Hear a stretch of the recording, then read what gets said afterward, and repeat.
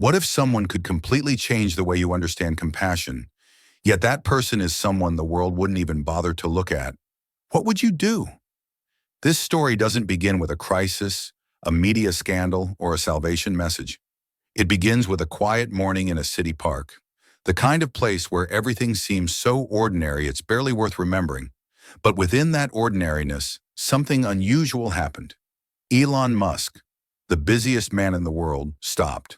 Not because of technology, not because of a billion-dollar idea, but because of a pencil sketch drawn by an unknown man, an artist with no gallery, no address, no followers, just an old sketchbook, a stubby pencil, and a pair of eyes that had once seen the world from its lowest point. And that's where the story begins. If you've ever believed that someone invisible could never make a difference, this story will make it impossible for you to look away. Don't forget to like and subscribe if you want to hear more stories that reach into the deepest parts of us, where the light doesn't come from a stage, but from those we once failed to see. The park in the early morning was rarely crowded, just a few joggers, an old man feeding pigeons, a young couple quietly arguing before stepping into the day, and in the western corner, there was Leo. He sat there quietly, like part of the old bench itself. No one noticed him. They walked past the way people glance over a scratch on a bus window, aware it's there, but with no reason to stop. Leo opened his sketchbook. The pages had yellowed, the corners curled, a few blotched with old coffee stains or dried rain. He pulled out a pencil so short he had to attach a plastic grip to hold it, and began to draw. A face appeared, not clearly anyone's, but the eyes were strikingly real. Eyes that looked like they had just walked out of an old dream, not yet touched the ground. Leo didn't draw to sell. He didn't draw to be praised. He drew to preserve something that was slowly fading away each day. He once said, "If I don't draw, I'll disappear. No one will erase me, but I'll quietly fade on my own." As he was finishing the second eye, a deep voice came from behind. "You've just captured something I lost a long time ago." Leo looked up. A man was standing there, holding a paper coffee cup, wearing a dark gray coat and a baseball cap. His gaze was calm but sharp, like someone who had seen millions of reports, thousands of boardrooms, and now simply wanted to pause and look at something that had no KPIs. "Did you draw yourself?" the man asked. Leo nodded slowly. "Partly. The rest are people like me." The man sat down beside him. No awkwardness, no small talk. A few seconds later, Leo realized who he was. No introduction was needed. No name had to be confirmed. Elon Musk. They sat in silence for a few minutes. Leo continued drawing. Elon watched. No disruption, no questions meant to impress, just presence. Then Elon spoke. "Have you ever thought a drawing could change your life?" Leo let out a faint smile. "I used to.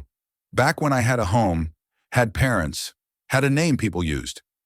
Elon nodded gently, his eyes still fixed on the page. "So why do you draw now?"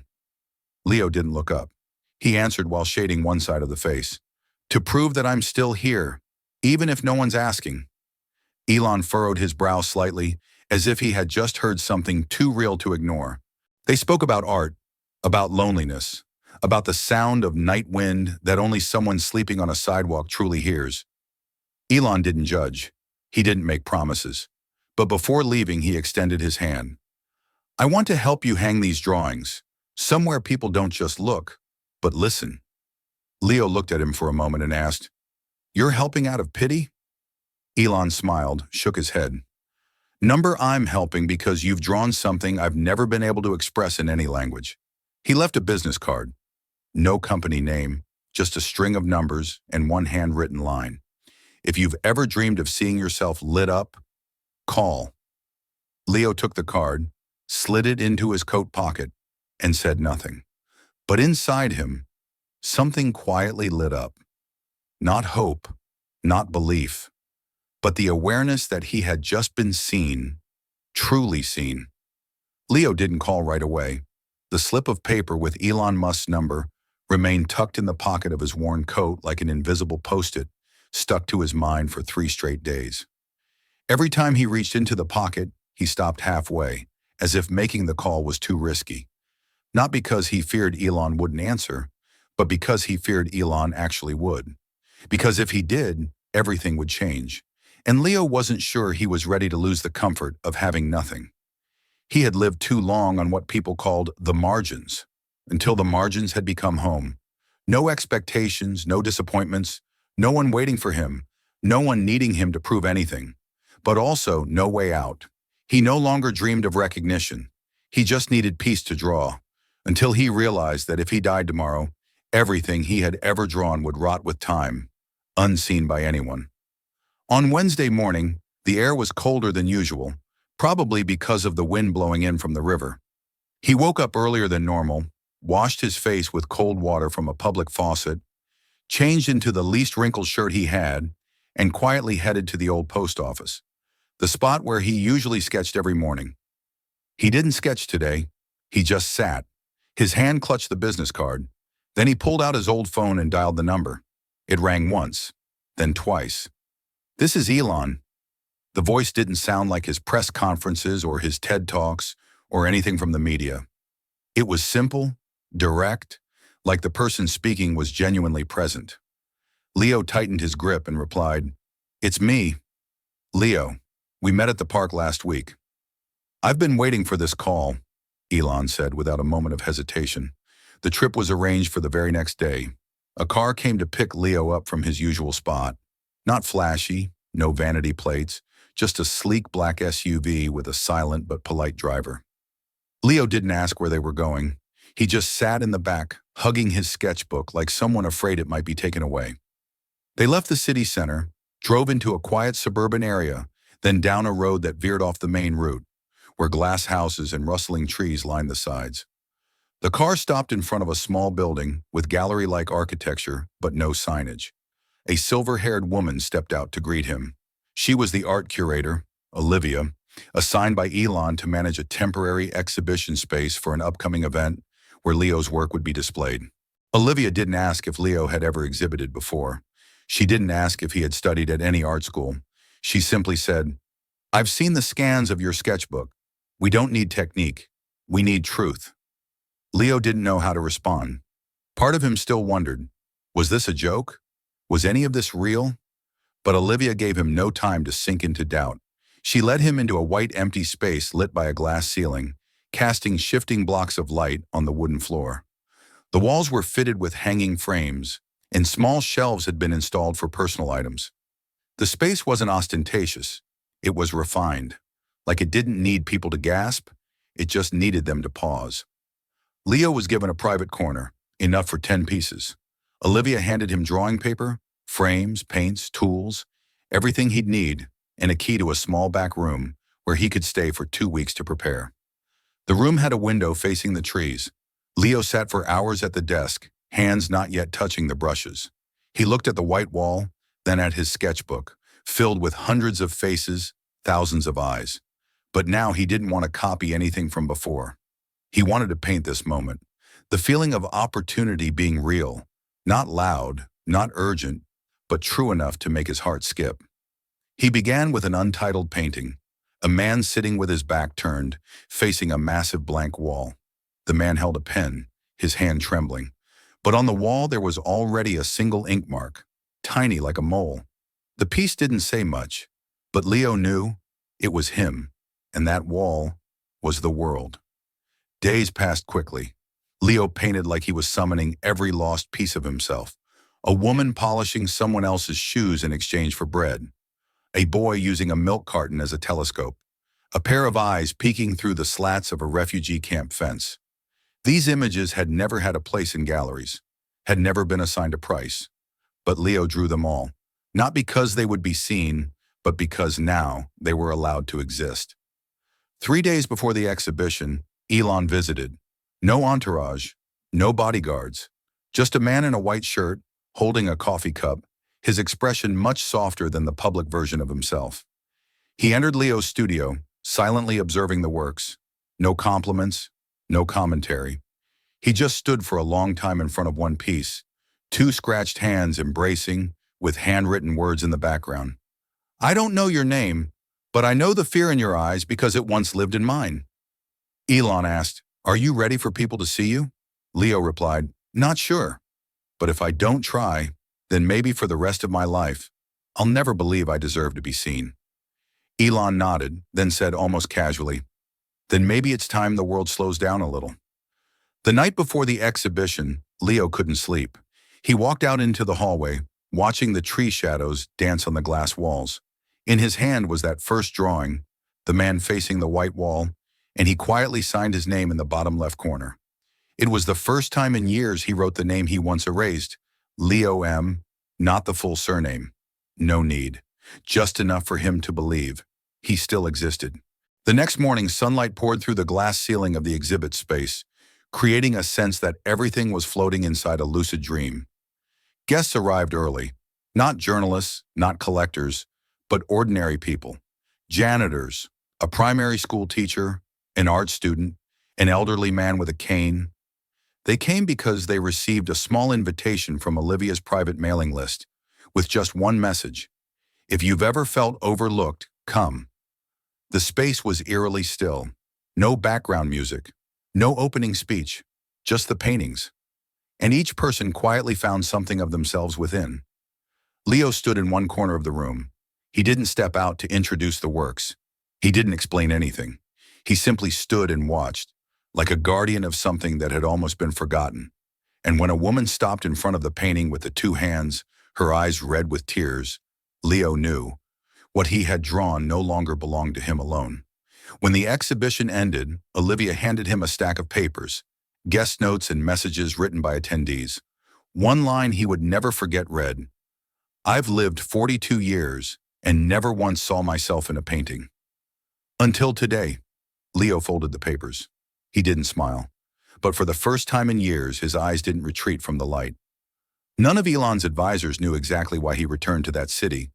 They only saw him cancel a series of meetings, decline an invitation to speak at Stanford, and ask his assistant to prepare a private flight. No press, no announcements. When asked, he simply replied, I need to verify something. No one dared to ask further. On the flight, Elon sat still, eyes fixed on the window. Beyond the layers of clouds, he wasn't looking for answers. He was trying to reconnect with the feeling of doing something right, not for strategy, but for something that couldn't be measured.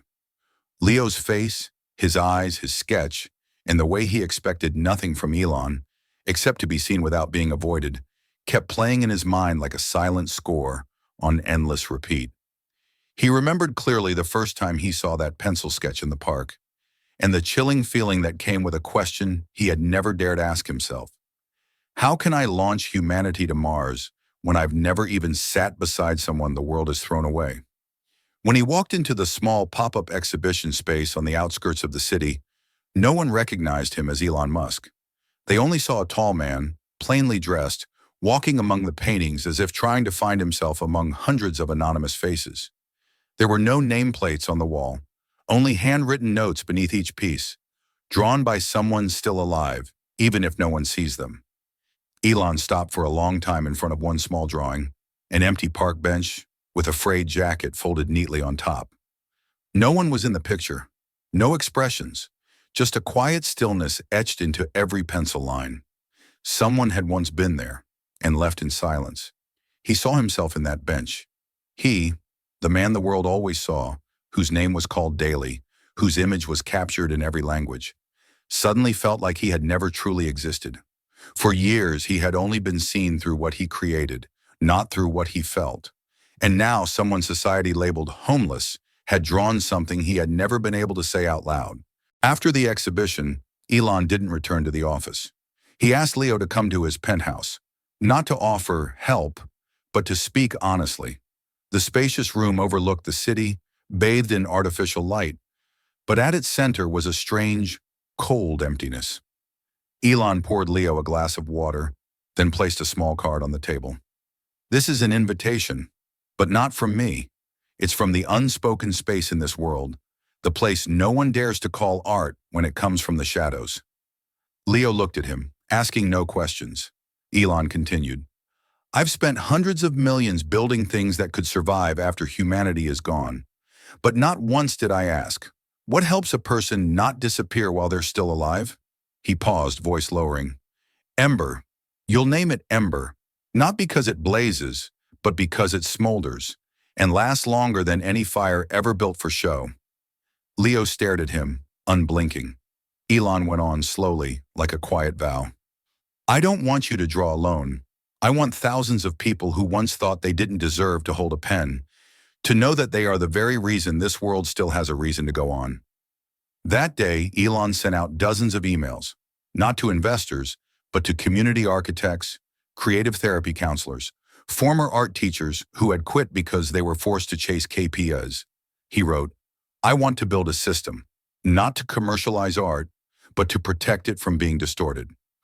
I don't need another startup. I need a home for people who were once evicted from their own feelings. The Ember Operations Center was placed on the top floor of a building once reserved for a venture capital firm, now transformed into the first station for street artists, unlicensed poets, abused children who couldn't speak up, and anyone who had ever thought, I have nothing worth telling. And Elon, who had spent 20 years talking to scientists, now sat for hours listening to a 19-year-old girl describe her drawing, a wide-open chest cavity with no heart inside. She asked, do you think it's wrong that I don't feel anything in there anymore? Elon didn't answer right away. He picked up a pen and drew a small ray of light emerging from the open chest. It's not wrong. You're just learning how to let light pass through you before it finds a place to rest. In a closed-door shareholders meeting, when questioned about spending too much time and budget on a non-tech project, Elon responded directly, you want humanity to survive on Mars. I want them to know how to love each other while still on Earth. When asked, and what if it fails? He answered, if we fail to see one another, every technological achievement is meaningless. Ember began to spread not because of the money Elon poured in, but because his presence gave energy to something he had once considered peripheral. People started talking about Elon in a different way. A Musk no longer obsessed with machines, but with a world where the poor are allowed to have unjudged sadness. His old fans were baffled. Financial outlets criticized him, but Elon didn't respond. He was busy listening to faint breaths finally being given shape and color. And then, one night, Elon quietly stepped into an Ember station unannounced. A young boy was drawing a spaceship with no engines. Elon asked, why no thrusters? The boy replied, because it runs on what people can't see, like my feelings. Elon froze. For the first time in his life, he realized he didn't need another patent. He just needed to hold on to this, an invisible fire, strong enough for someone to begin their journey. 3 months after Ember was born, Elon began to feel as if he were standing between two worlds, each demanding something from him he wasn't sure he still had to give. On one side were tech companies worth hundreds of billions, a tense Tesla board watching the stock fluctuate, and investors demanding answers about why Elon was disappearing into projects that yielded no obvious profit. On the other side were small white-walled rooms where someone, once nameless, now held a pencil and drew fragments of their soul they thought they had lost. Elon sat in the middle, and for the first time, spreadsheets and algorithms couldn't weigh what he was facing. One morning during an internal meeting in Austin, a shareholder said bluntly, we can't have the CEO of one of the world's leading AI companies playing patron to street artists. Elon didn't respond immediately. He just looked at the man for a long moment, then replied slowly, do you know, sometimes the only thing keeping AI from becoming a monster isn't legislation. It's compassion, and I haven't found it anywhere, except in those who've lost everything. The room fell silent. Some people looked away. Others stared at the table. But Elon didn't need their agreement. He just needed them not to stand in his way. That afternoon, he flew back to his penthouse in Chicago, not to rest, but to think. Staring out the window, the city stretched beneath the fading light like a massive map of lives he would never fully know. And he wondered, if every light is a story, how many of those stories have never been told? Ember was where those stories found a way through. But for it to last, Elon knew he had to do something he'd avoided his entire career: relinquish control. He called Leo that evening. No master plan, no presentation, just a blank sheet of paper on the table, and his first words, if you want Ember to grow without losing its soul, Then the people who lost everything must be the ones to lead. Leo looked up, eyes steady. Elon continued, I can build the platform, provide infrastructure, technology, data, but the ones who open the doors must be those who once had them slammed shut. Leo asked, are you willing to let them get it wrong? Elon paused for a few seconds, then nodded. Better that than a system that's functionally right, but spiritually empty. The next day, Elon authorized the transfer of part of his nonprofit AI research funds to build Ember Connect, a platform to support Ember stations wherever they could exist, covering legal logistics, data security, and organizational autonomy.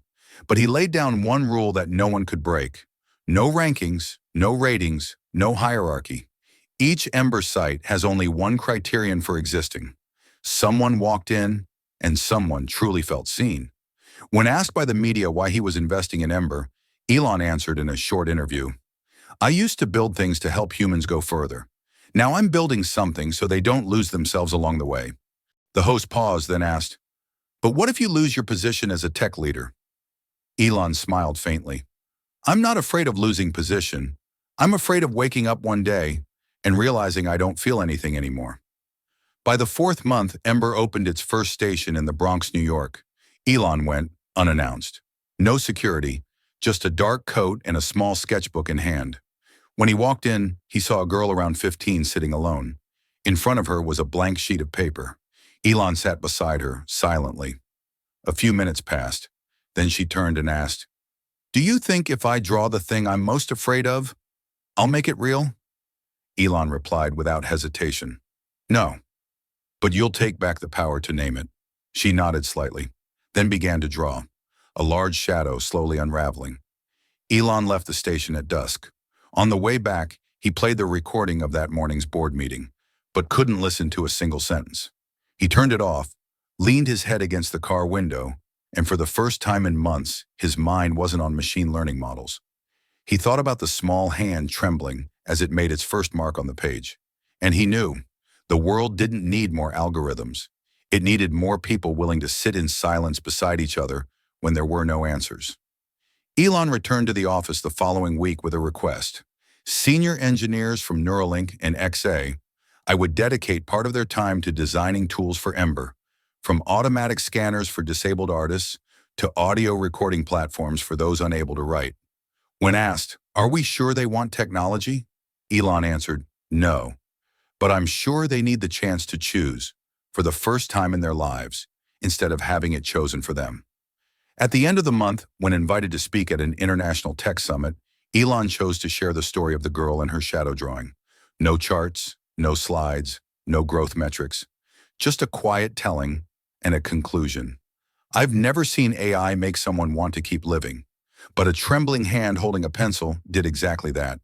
The room fell silent, and in the lower left corner of the screen, a line appeared, personally requested by Elon. Technology can take you where no one's been, but only humanity will hold you when you no longer want to go. The first article appeared in a leading business magazine. The title seemed harmless enough. When a genius trades rocket fire for inner fire, where is Elon Musk going? But inside was a sophisticated blend of admiration, doubt, and warning. The author detailed Elon's recent investments, outlined Ember's activity across various cities, and posed a question. Is this a genuine act of redemption or a romanticized PR strategy cloaked in social responsibility? There was no conclusion, but the question lingered like a knife halfway into the public's consciousness, just enough to bleed, not enough to pull out. Within 48 hours of the article's release, 2 strategic investors in XAI pulled out. A Tesla shareholder board submitted a formal request demanding clarity on the CEO's role and time allocation toward non-tech initiatives. On social media, viral posts circulated showing Elon inside Ember stations, captioned with lines like, "Please give us our Elon back." He didn't respond, didn't appear, didn't issue a statement. He did only one thing. He returned to the studio of Ember's first station. The room was quiet. A middle-aged man was sketching broken door hinges. A young girl was coloring a black circle, smudging it, then redrawing. Elon walked in, took off his coat, and sat in an empty chair. In front of him, a blank sheet of paper and a box of colors. He wasn't the CEO, not the founder, not the icon, just a man who had just lost the world's ability to believe in him, trying to find a way to keep believing in himself. He drew a child sitting alone in a dark warehouse. There was nothing in the child's hands, but from their eyes, light shone outward. Beneath the sketch, Elon wrote, "I used to think I had to light up the whole world, but really, I just needed enough light for someone to see that I'm sitting here." That night, he sent a single email to his team. No subject line, no signature, no need to fight back, no need for a media campaign. We're not trying to win an argument. We're holding space for people where it's okay to lose and not be cast out. Ember doesn't need defending. It needs to continue. Gently. It doesn't need to be understood, just not abandoned. 3 days later, he accepted an invitation to a major annual tech conference in London. He had declined it earlier, but this time he said yes, not to debate, but to share. The conference was held in a grand theater, thousands in attendance. On stage, Elon brought no slides, no charts, just a wooden chair, a desk lamp, and a large printed version of the drawing he made at Ember, the child and the light from the eyes. He sat down, the light dimmed, and he began to speak. "There was a time I thought success was the only thing worth living for. Then I reached it, many times, and found myself further and further from what made me feel real. I never cried over a failed rocket, but I cried when a boy handed me a drawing of his mother, the woman who never once looked him in the eye. He said, I drew her from memory, not from a photo, because I can't remember her face, but I still remember how it felt to be forgotten." The auditorium fell completely silent. Elon continued slowly and with gravity. "Ember isn't an organization. It's an apology to the people we once looked past. And if I have to lose a little standing to hold on to that, I'm willing. Because for years we built a world to function, but forgot how to make it feel alive."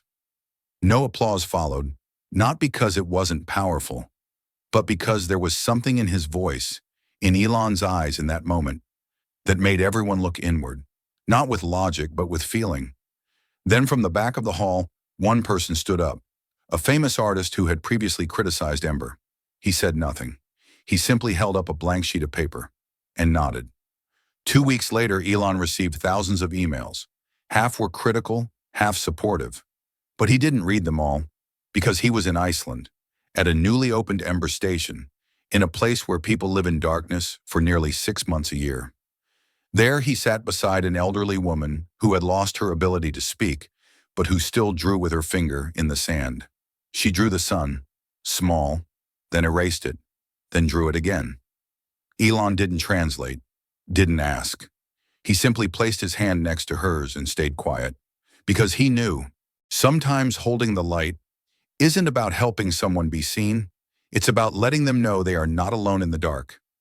In his journal, Elon wrote a single line, "Only when I no longer needed to be understood did I begin to learn how to truly listen." After Iceland, Elon didn't fly home right away. He asked the crew to reroute to a place even he didn't expect to return to, Namibia. Over 10 years ago, Elon had visited the country to scout a location for a satellite relay station. Back then, he stayed only 2 days. He didn't ask anyone anything, didn't look at anyone. Only the sky, the place he believed would connect the world through Starlink. But now he was returning, not for space, but for Earth. More precisely, for those still living under that sky who had never been asked, "What are you thinking?" He stayed for a week in a nameless village, where a temporary Ember station had just opened, started by a 17-year-old girl inside an abandoned classroom. In that room, children drew with wooden sticks on the dirt. The elderly told stories by arranging stones into shapes. Elon told no one who he was. He simply sat in silence, took notes, observed, and each night he walked to the edge of the forest and looked up at a sky black as ink. No satellites, no rockets, no signals.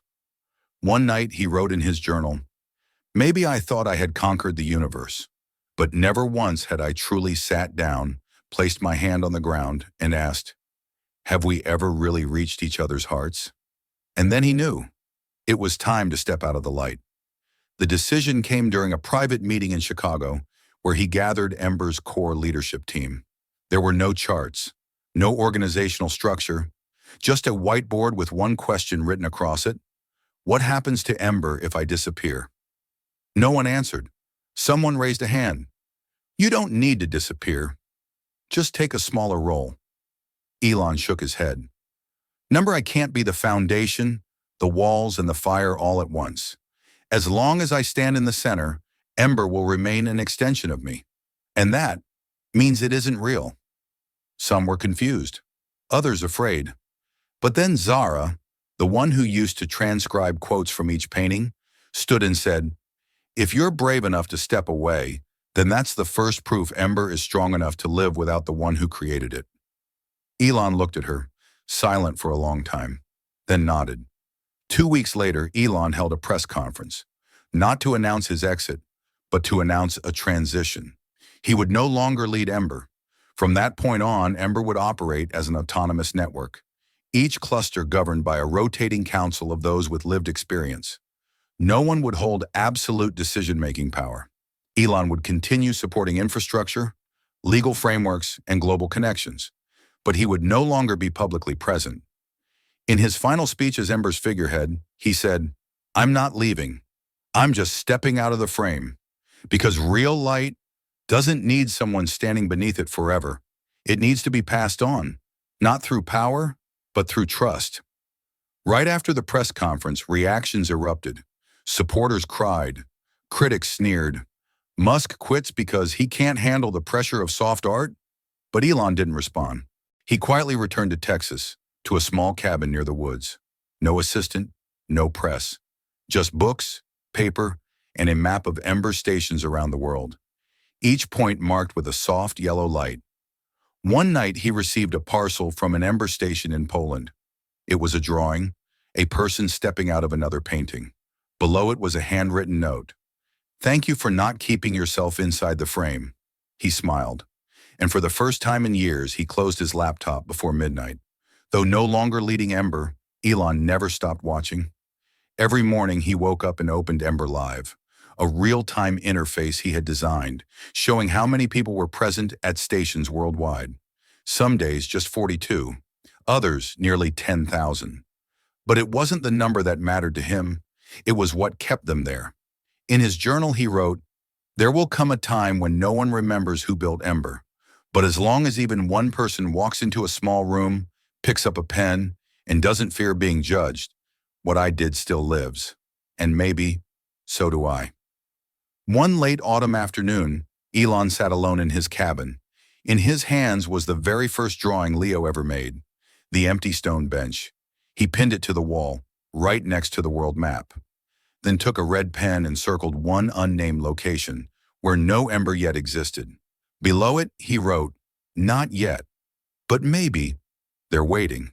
And if you ask, what makes a man once placed on the pedestal of global achievement choose to sit on the floor, giving his place to those with no titles at all?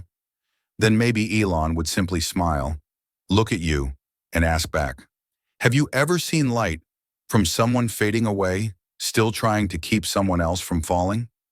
Because sometimes keeping the fire means stepping away from the spotlight before the light blinds you completely.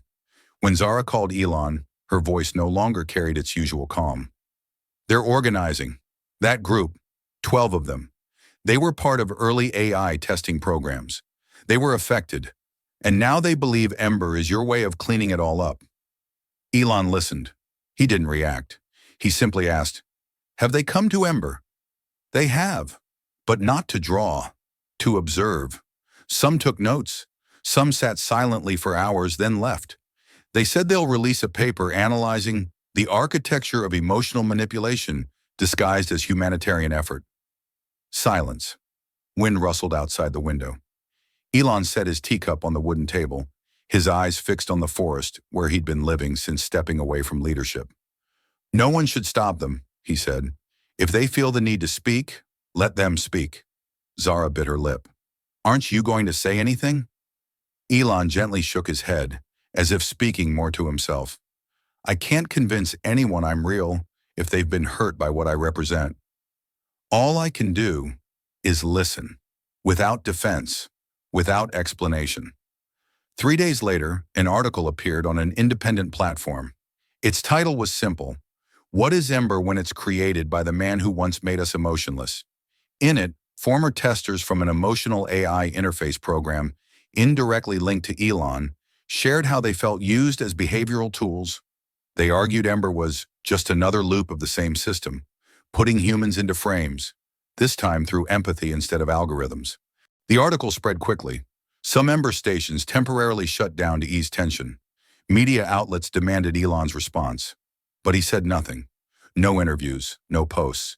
He simply appeared, unannounced, at a spontaneous art-sharing session at an Ember station in Austin. Roughly 40 people were in the room. One was talking about a painting of their father's hands. Another was crying beside a canvas still wet with paint. Elon walked in. No one recognized him at first. He sat in the last row. Quiet. When it came time for open sharing, he stood up, holding only a blank piece of paper. "I don't have a painting," he said, "but I do have something to say."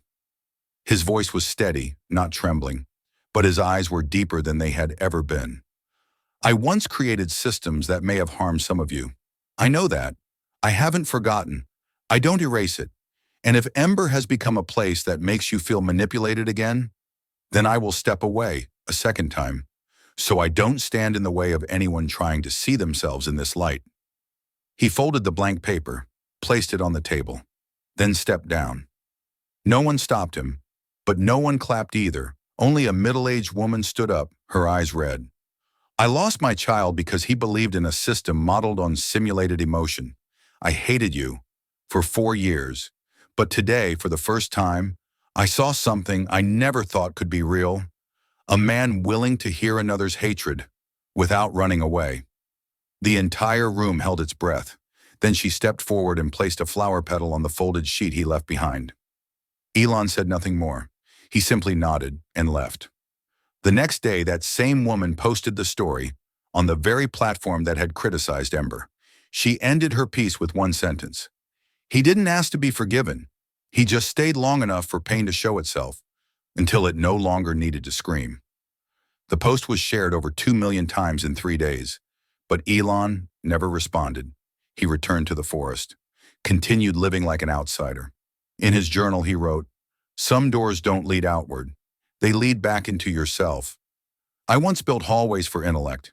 Ember is the first door I've learned to open, not to move forward, but to stop running."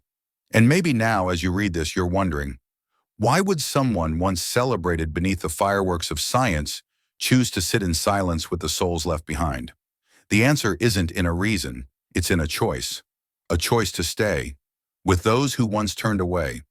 A choice to not be loved, but to keep creating something worth loving. And if something in this story is resonating within you, not quite clearly, just a faint glimmer amid the noise of your day, then let this story live a little longer. With a like, a subscribe, or a share to someone who once thought they didn't deserve to be heard. Because maybe the only thing they ever needed was a door that opened at the right time, and you were the one holding the handle. The city that day was colder and more muted than usual. Not because of the weather, but because Elon stepped out of the car with a presence that said he had nothing left to prove and nothing left to explain. The Ember station on the outskirts of Portland sat tucked between 2 aging blocks, backed up against an abandoned warehouse. No signage, no paint. Just a foggy glass door with a handwritten message. "Here, you don't need to explain." Elon came alone. No announcement, no one waiting. He pushed the door open and entered the softly lit room, glowing with low-hanging yellow bulbs. The station attendant glanced at him, gave a slight nod, and asked nothing. In one corner, a boy around 12, with brown hair and bright eyes, was drawing on a wooden tabletop, not with colors, but with a thin layer of dust. Elon didn't approach. He chose a seat near the window, picked up a blank sheet of paper, and sketched a faint circle. No border, no center, just a patch of light on the page, as if to say, "Something might begin here, but I don't know what." When he looked up, the boy was watching, unblinking. "I'm not planning to draw anything," the boy said. His voice wasn't sharp, not trembling, just a breeze slipping through a barely opened door. Elon gave a slight nod. I'm not sure what I'm drawing either. But you've drawn a lot before, the boy continued, and everyone's seen it. Elon set the pencil down. Because I had the light. What about you? The boy didn't answer right away, but after a while he pulled from his jacket pocket a piece of paper, folded many times. He opened it to reveal a drawing, a robot standing in a room full of mirrors. Each mirror reflected a different version of the robot, smiling, crying, angry. But the robot itself had no face. Below the image, in messy handwriting, I don't know which one I am, and no one's patient enough to wait while I figure it out. Elon looked at it for a long time, then asked softly, Do you hate me? The boy shook his head. I used to, but now I think, you're just one of the mirrors. Silence settled like mist. Elon closed his eyes for a few seconds, then opened them again, as if some thought inside him had just fallen loose. That afternoon they drew a picture together, untitled, themeless. Elon sketched a figure sitting with their back turned in the middle of a dark forest. No moon, no stars, just a faint light spilling from two hands holding a broken mirror. The boy drew a shadowy figure approaching from behind, not clear-faced but unmistakably not coming to harm. Just to stay. No further words were needed, but in each stroke, Elon understood. The boy didn't need an apology, didn't need him to change. He just needed him to be present.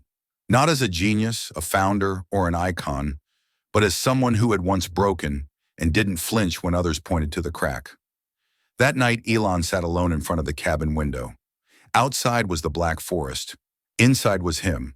No cap, no glasses, no lights on. On the table lay the day's drawing. He placed his hand on the paper, then pulled it back. A long time passed before he finally wrote a line in his journal. I used to try being the image in everyone's mind, but today a child taught me how to simply show up without needing to be right. After the encounter in Portland, Elon requested every Ember station pilot a new initiative. Broken Mirror, a space where people could not only draw their pain, but describe themselves as seen through someone else's eyes.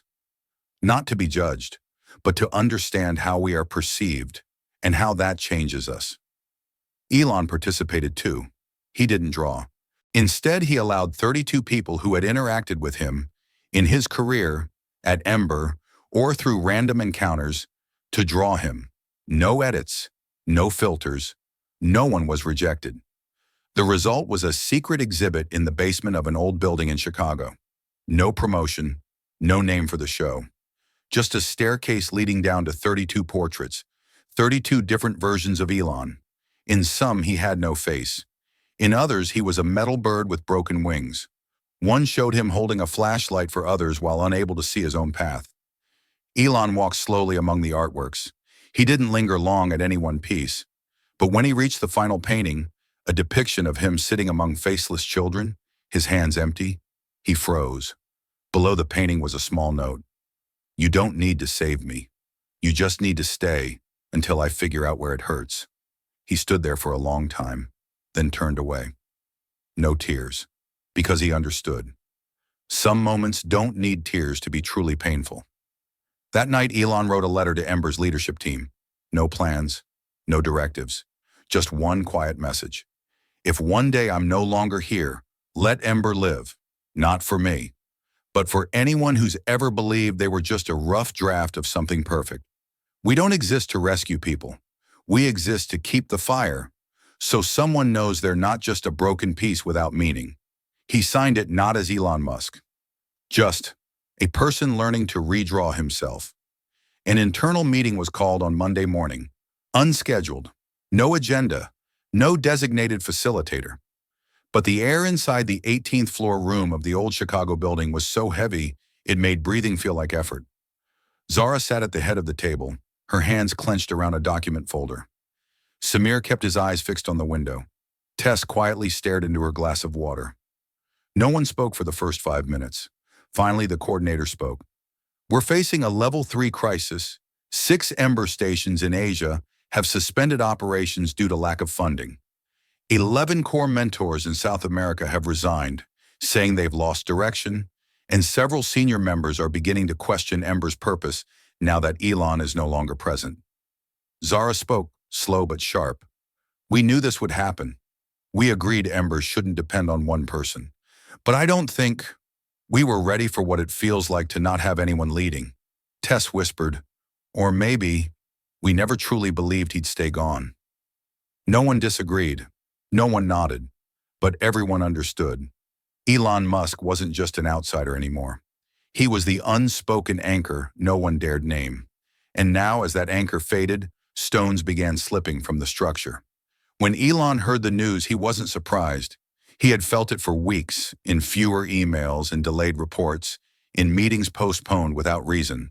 But he had remained silent, not because he didn't care, but because he believed Ember would never truly grow if he reappeared every time it faltered. But that night, he didn't sleep, not out of worry, but because of a question clearer than ever before. Was I holding back because I trusted them, or because I feared Ember wouldn't survive without me? The next morning, he called Zara on video. Do you think I should come back? Zara looked at him for a long time through the screen, then shook her head. I think you should show up, but not come back. Elon smiled faintly. I never knew those could be different things. Zara replied, you taught me that. To show up so others know you're listening, but to stay out so they can grow through their own choices. Silence. Wind passed on the other side of the screen. Elon looked up at the sky beyond his cabin. No satellites, no planes, just a patch of clouds, very much like the ones he'd seen years ago when he first thought about creating an organization with no founder. 3 days later, Elon arrived, unannounced, at Ember's Central Station in New York. A mentor meeting was in progress when he walked in. A few recognized him, a few didn't, but all went quiet. Elon didn't ask to speak, didn't step to the front. He simply took a seat in the last row, arms crossed, and listened. One person said, we're losing our direction. Another added, Ember isn't what it used to be. Someone said loudly, maybe it only worked because he was here. And then a young woman spoke up. I don't need Elon to come back and save Ember, but I need him to show up, just once more, so I know he believes we can continue. Elon stood, not to the podium, just toward the center of the room. His eyes didn't fix on anyone in particular, but his voice was clear, gentle, like wind slipping through an old window. I never left Ember. I only stepped back, so I could see you more clearly. The whole room held its breath. I used to be the center, and because of that, people thought the light came from me. But light doesn't come from the one holding the flame. It comes from those who stay, even when no one's left holding the torch. He paused. And I see you're still here, even without me. So, Ember is still alive. After that day, Elon did not return again. But 1 week later, he sent a handwritten letter to every Ember station in the world. Not a form letter. Each was written uniquely, based on the station's history, its people, and its story. Zara recalled when they opened the letter at the Nairobi station, people cried, not because of the content, but because of the feeling. We were seen, truly seen, the way someone sees you when they're no longer trying to keep a title. 3 months later, Ember revived. Not dazzling, not explosive, but steady. New mentors weren't chosen for talent. They were chosen because they had once stayed beside someone when no one else noticed. Stations slowly resumed, not because Elon released new funding, but because those who had once been saved were now beginning to give back. And one day during a group painting session in Lisbon, an 8-year-old girl raised her hand and asked, "Who's Elon?" The mentor smiled and replied gently, "He's the one who used to carry the fire for the world." Then stepped back, so the world could carry it for each other. And Elon? He still lived in his cabin, still read, still wrote in his journal, still looked up at the sky, but not to find the path anymore. Only to remember, light never disappears. It only changes places. And when a journalist once asked him, "Do you regret giving up the position you once had?" he simply replied, "No, because I once heard a boy whisper and realized a flame can burn on its own if you lit it the right way." That spring, an international art conference in Florence announced its official theme, "Where Art Meets the Community, Rescuing the Urban Soul." Among the invited models to present, one name stood out: Ember Project. But in the introduction, there was no mention of its founder. No Elon Musk, no golden plaque, no tribute, only a short description. A decentralized, unrepresented system where art doesn't come from institutions but from wounds. And those wounds are healed through art. Many attendees asked, "Who's behind this?" Some Googled, some asked around. A few vaguely remembered. Wasn't it once connected to Elon Musk? But no one was certain. There was no trace. No one confirmed. No one denied. And then people stopped asking. And that was exactly what Elon had waited for his whole life. When the news reached his small cabin in Texas, Elon was brewing tea. Zara had sent him a scan of the conference program with a short message. "They finally forgot you." Elon read it, smiled faintly, not sad, not proud, just like someone who had once held something with both hands and now saw it fly with wings of its own. That afternoon, he stepped to the edge of the forest, to the large stone where he often read. He brought nothing. No iPad, no reports, no journal. Just a blank sheet of paper and a pencil. He drew a bird, but this time not taking off. It was resting on someone's hand, and the person had their eyes closed, not holding, not letting go, just feeling. Below the sketch, he wrote the final line of his public career. "I used to think my name would stay in history, but now I know what truly remains is presence that no longer needs to be remembered."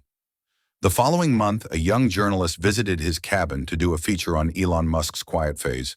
She was invited in, offered tea, but when she turned on the recorder, Elon smiled. "You won't find anything quotable here," she asked. "Then what made you choose silence, permanently?" Elon didn't answer right away. He looked out the window. If you've ever lit a lamp at night for a stranger, and by morning they're gone, you might think they forgot you. But if you look closely, the light's still there, and maybe they're using that very light to pass it on. She didn't record that part, but later she wrote a quiet piece titled, "Maybe Elon's gone, but the light isn't." 1 year after Elon Musk's passing, there was no national mourning, no tributes, no honors, no official statements from government agencies, no headlines. Only a small post appeared on a personal blog called Burning Quietly, written by an anonymous art teacher. Its title was simple: "He died the way he lived in those final years, unheard until he could no longer speak." They said Elon died alone in his cabin, no one by his side. It took 3 days for a local to find his body, after passing by and noticing the lights hadn't gone off. In that wooden room, a piece of paper lay beneath his chair. It held the last line he ever wrote. "I was once loved for building machines, but I was never accepted for trying to become a human." The ink was blurred. No one knew if it was from rain blown in through the open window or from tears he never admitted. No one could be sure. 3 weeks later, a series of blog posts emerged, revealing that Elon had been quietly removed from several humanitarian award nominations because officials deemed him not a traditional symbol of compassion. Charities funded by him after Ember avoided mentioning his name in official reports. Some even erased his image from their websites to avoid political association. And then the public began to share questions they should have asked long ago. Why did we celebrate Elon for rockets and electric cars, but go silent when he reached out to those no one else touched? We called him strange when he cried over a child drawing their mother from memory, but praised him when he spiked a stock price. Did we ever allow him the right to be vulnerable? An activist wrote, "Elon Musk died a witness, not for technology, but for how this society treats those who dare to be kind without permission." A girl who once met him at an Ember station spoke through tears. "I've never drawn anyone the way I drew Uncle Elon, but now I don't know who to give that picture to." And then, as always, the world moved on. People talked about AI again, about wealth, about power, about war. And the name Elon? It faded from the headlines, but it still lived in the memories of those whose names he never asked for, but sat beside on quiet afternoons, just so they could speak for the first time. So if you've made it this far and your heart aches, not because of greatness, but because of how a man was forgotten by the very world he helped build. Then let this story not end with you. Like this video if you believe no human should die in silence simply because their kindness didn't fit the world's template.